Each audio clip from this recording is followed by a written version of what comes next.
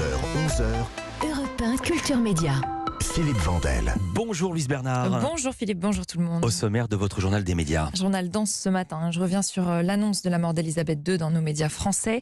Et puis le reste de l'actu média, la rentrée de ses politiques avec un nouveau présentateur en interview dans ce journal. Une information culture média aussi qui concerne Snapchat. Et puis des petites infos sport, mercato et santé.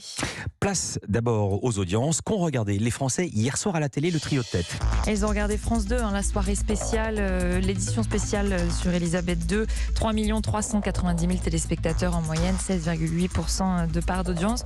Loin devant TF1. Alors, la série Vise le cœur a commencé à 21h30. Le journal est resté un petit peu, mais je vous donne uniquement le score de Vise le cœur. 1 940 000 téléspectateurs seulement, 12,4% de part d'audience en moyenne, ce qui fait une grosse chute. Près de plus de 2 millions de téléspectateurs en moins par rapport à la semaine dernière. Peut-être qu'ils préféreront le replay. Et puis troisième, c'est France 3 avec sa série hors saison qui là aussi chute. 1 850 000 téléspectateurs, 9,7% de part d'audience. Il faudra voir sur les prochaines semaines, parce que forcément avec un événement comme la mort de la reine, on ne peut pas trop concurrencer. À noter quand même qu'M6, ça n'a pas du tout marché. M6 qui a fait le choix des programmes et cauchemars en cuisine pour remplacer par 3 documentaires sur Elisabeth II. 670 000 téléspectateurs seulement, 3,6% de part d'audience. Europe 1 Culture Média. Place au journal des médias maintenant. La mort de la reine d'Angleterre fait aussi la une de la presse quotidienne française. Nous l'avons tant aimée, clame celle du Parisien aujourd'hui en France. La peine d'Angleterre, titre Libération en noir et blanc avec une photo d'Elisabeth II jeune.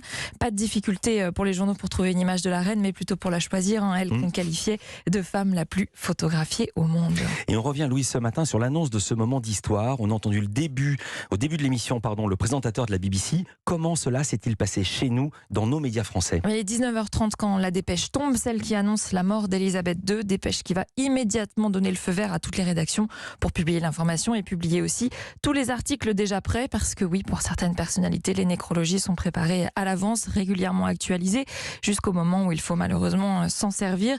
Et évidemment que celle de la reine d'Angleterre était plus que prête, d'autant plus que Buckingham Palace a communiqué tout l'après-midi autour de l'état de santé de la reine. C'est pour cela que les sites internet des médias débordaient déjà d'articles très fournis et de rétrospectives de la vie de la reine dès 19h31. Et du côté de la télévision, ce sont évidemment les chaînes d'infos en continu qui sont les premières à donner la nouvelle. A commencé par BFM TV à 19h32, puis France Info et CNews 30 secondes plus tard. Et la petite dernière, LCI, presque 2 minutes après BFM TV. Alors, à l'instant même, on annonce le décès de la reine d'Angleterre. C'est maintenant tout à fait officiel. Pardonnez-moi, on apprend à l'instant qu'elle est décédée, que la reine Elisabeth II est décédée. Par François Bayrou, donc la minorité présidentielle. Pardon, Aurélie Trouvé, je dois vous arrêter. On apprend ce qui était assez prévisible depuis un certain temps. La reine Elisabeth est décédée. Je vous interromps. La reine Elisabeth II n'est plus de ce monde. Elle est décédée cet après-midi à Balmoral. Quant aux chaînes généralistes, TF1 et France 2 lancent leurs éditions spéciales quasiment au même moment, 5 minutes après à 19h37. TF1 interrompt son feuilleton quotidien pour lancer le générique de son édition spéciale, générique créé exprès pour l'événement. Ouais, ils vont pas y rester longtemps, on va charger de les faire disparaître, crois-moi. Je suis sûre qu'ils vont... Mais oui, on entend bien la coupure. Ouais. De son côté, France 2, elle a profité de la publicité du jeu N'oubliez pas les paroles de Nagui pour prendre l'antenne. Nous revenons après.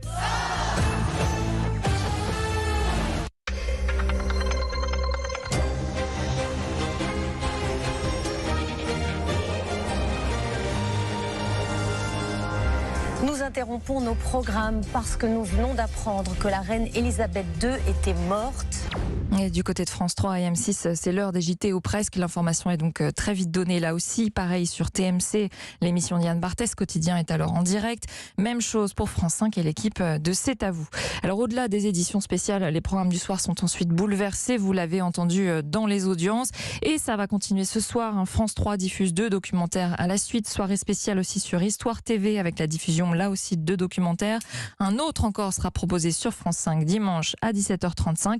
Il faut s'attendre à ce que d'autres changements de programme soient annoncés dans la journée par les chaînes.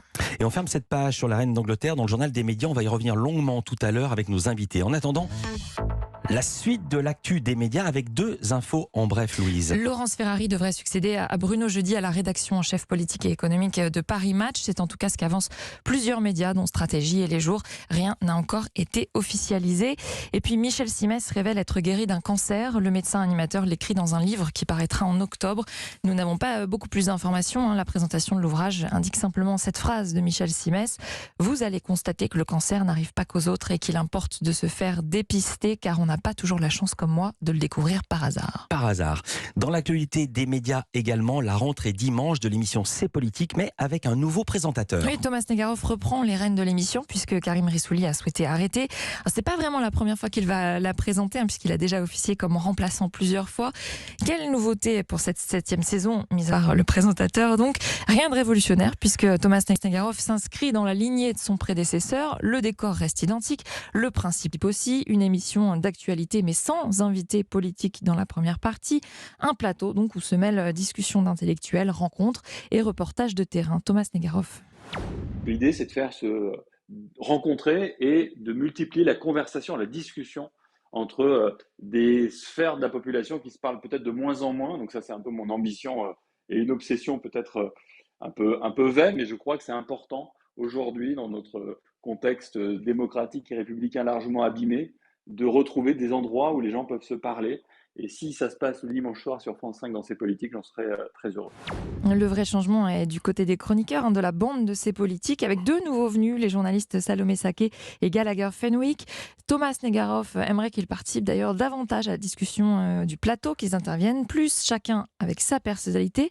Et la sienne, tient d'ailleurs celle de Thomas Negaroff. Quelle va être sa patte ? Il m'a confié qu'il aurait du mal à se départir de son passé de prof d'histoire géo. Il y a chez moi un désir très clairement de pédagogie permanent, d'essayer d'être très clair sur les enjeux, de moins les comprendre avant de les restituer. Peut-être aussi le désir de faire vivre la bande autour de moi. Moi, j'ai jamais rêvé d'être animateur télé, donc c'est pour moi la réussite de cette émission, c'est vraiment si je suis pas forcément mis en avant, si c'est l'invité qui est mis en avant, si c'est l'émission qui est mise en avant, et plus encore, si c'est la discussion qui est mise en avant.